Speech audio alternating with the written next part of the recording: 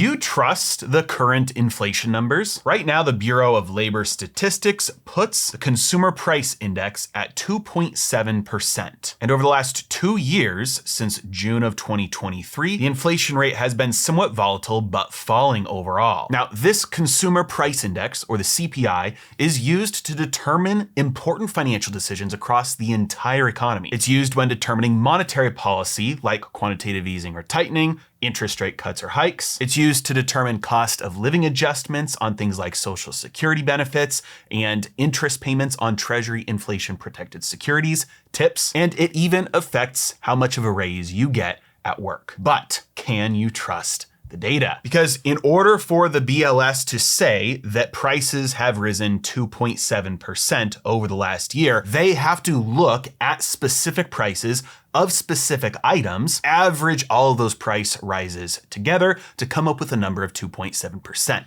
But what happens when that data is not available? When pricing data for a specific item the BLS is tracking is not available, they develop estimates for the rest of the prices. This chart shows you what percentage of the items that they are tracking have prices that they are not able to gather for one reason or another. Usually, this number is around 10%. In other words, of all of the prices that the BLS is trying to track in order to come up with their average inflation number, usually about 10% of those prices are not actually prices they've gathered. They are prices they have estimated with their models, or more truthfully, prices that they have simply guessed. But this is the scary part. Now let's take a look at this chart and zoom out to see where we are at today. Over the last 3 months, you can see this percentage has skyrocketed to over 30%, which means that 1/3 of all of the prices that are being used to calculate the current inflation rate is simply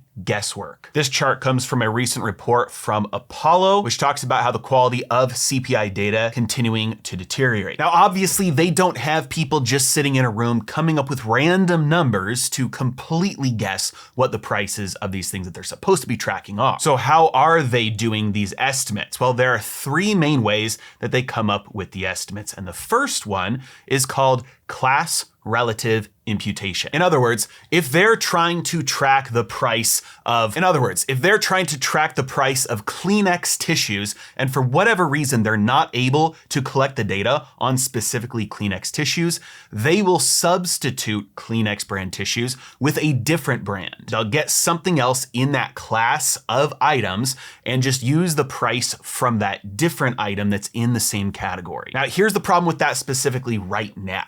The reason why we have seen such a big spike in guessing prices is because of funding and staffing shortages at the BLS. This is something they are currently blaming the Trump administration for, and it doesn't look like something that is going to be reversed anytime soon, which means that right now, this spike in estimated prices is probably not happening using class relative imputation, because it would take just as much time or labor to get the pricing data of a different item in the category as it would to get just that actual item. There's nothing going on economically right now that would prohibit them from gathering specific data and having to replace it with other pricing data. Funding and staff shortages would simply mean you don't have the ability to go get the pricing data of any item in the category. So what we're seeing here is probably not class relative imputation. I could be wrong, but it just seems like that would be pretty ridiculous. The second way that they estimate the price for an item if they can't get that specific price is something called class mean imputation. In other words, they just take the average of the entire category and use that for the price increase instead of the actual item. Now, there are a couple of issues with this. Number one, mean or average can be skewed a lot more than something like median by outliers. And so if you do have one product in that category that is very differently priced than the other products in that category, that will skew the average either higher or lower. Typically, this skewing is done to the upside because you have an infinite amount that something can be raised in price versus a floor only goes to 0. But it does stand to reason that this is probably also not the method being used right now, especially this giant increase in estimated prices, because again, this relies on actually having the data. And if you have the data for the entire category, it's very likely you also have the data for the specific item. And if the reason is true, that It's funding and staffing shortages that are making it difficult to acquire pricing data that would also be difficult to acquire pricing data for the entire category. So it seems to me that this is also probably not the method being used to calculate or estimate these prices. Which brings us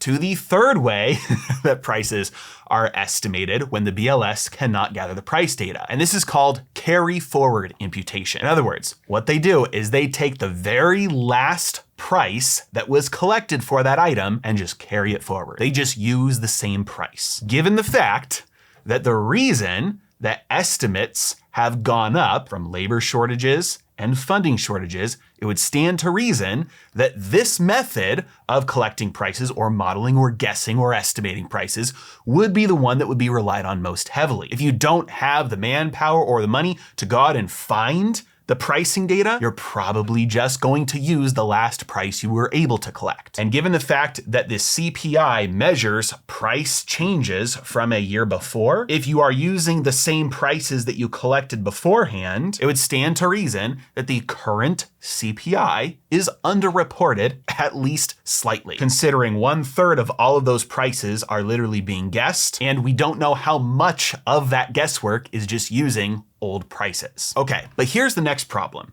Let's say they were able to magically just collect all of the data that they needed and they were able to see real prices of everything. The CPI is still skewed from reality. And that's because the Bureau of Labor Statistics specifically changes what it reports those prices are because of adjustments they make to it. You can read about these adjustments on their website. This is not a hidden thing. This is not a secret thing. This is not a theory.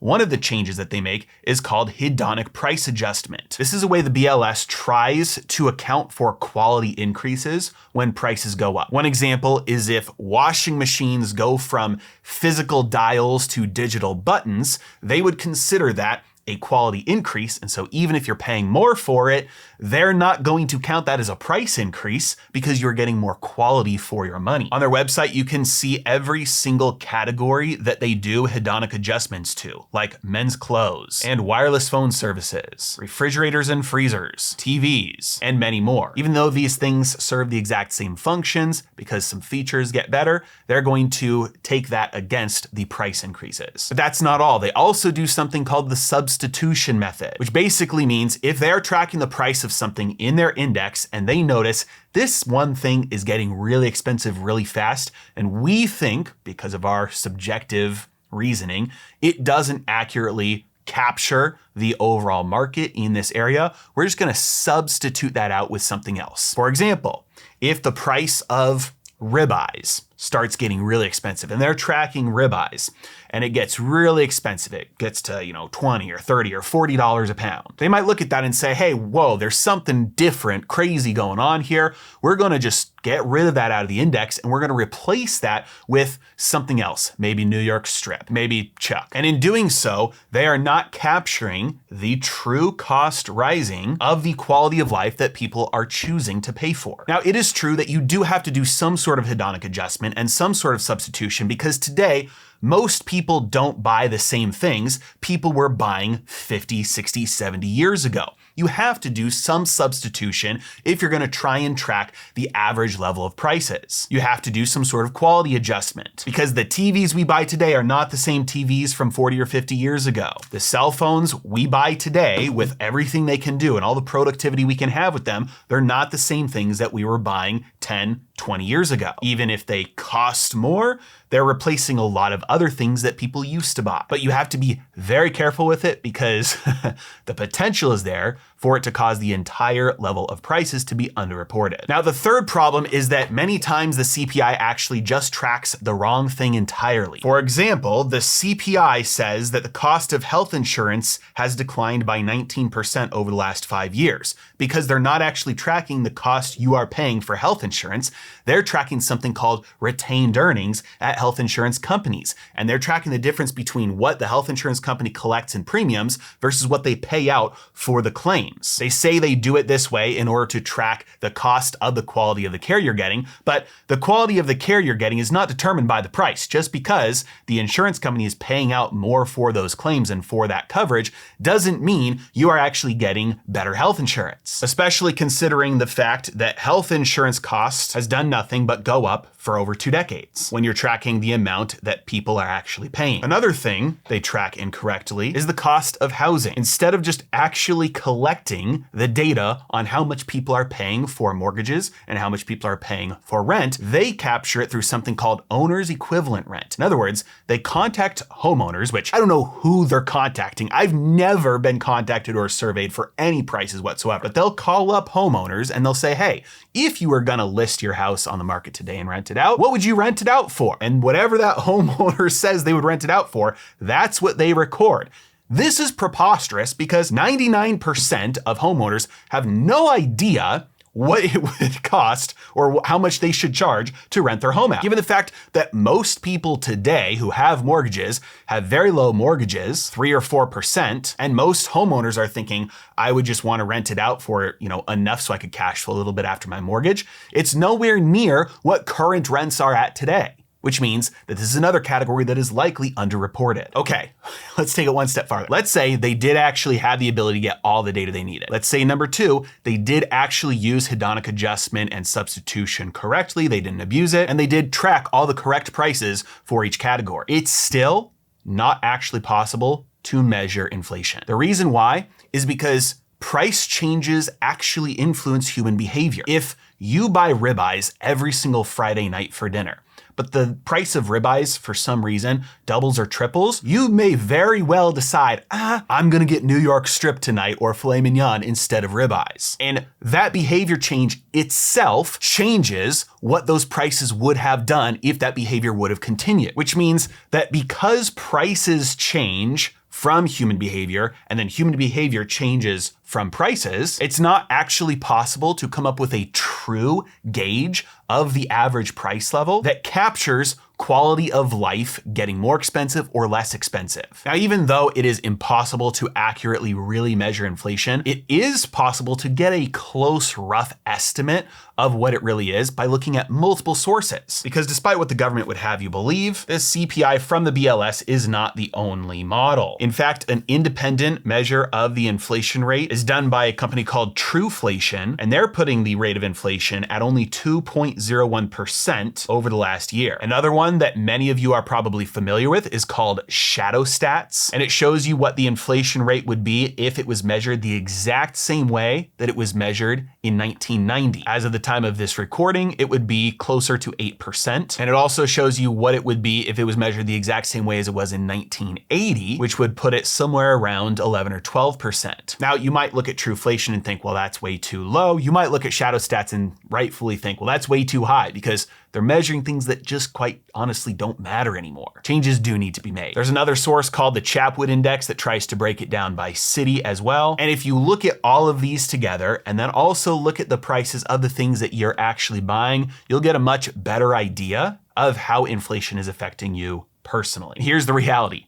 We are in a new phase of the long-term debt cycle. The next few decades are going to look different than the last few decades. We are no longer in a bond bull market with falling interest rates and disinflation. That phase of the debt cycle started in 1980 and it ended in 2020. We are now in a new phase that will look much more similar to the 40s through the 80s, with rising inflation, rising rates, the government reducing its debt to GDP by unloading that debt onto the economy through inflation. And if you are not prepared for what all of that money printing and inflation will do to the economy and to markets, you will get left in the dust. There are new rules to this game. It's not going to be the same way it was for the last 40 years. And if you don't know how to invest in a rising interest rate, rising inflation environment, you don't know how to pick assets and distribute your portfolio across asset classes correctly, I made the perfect step-by-step blueprint for you. It's called the Hedged Hypergrowth Portfolio Blueprint. It'll give you everything you need to know to thrive during this next phase of the debt cycle. Get it? It's in the link in the description below. As always, thanks so much for watching. Have a great day.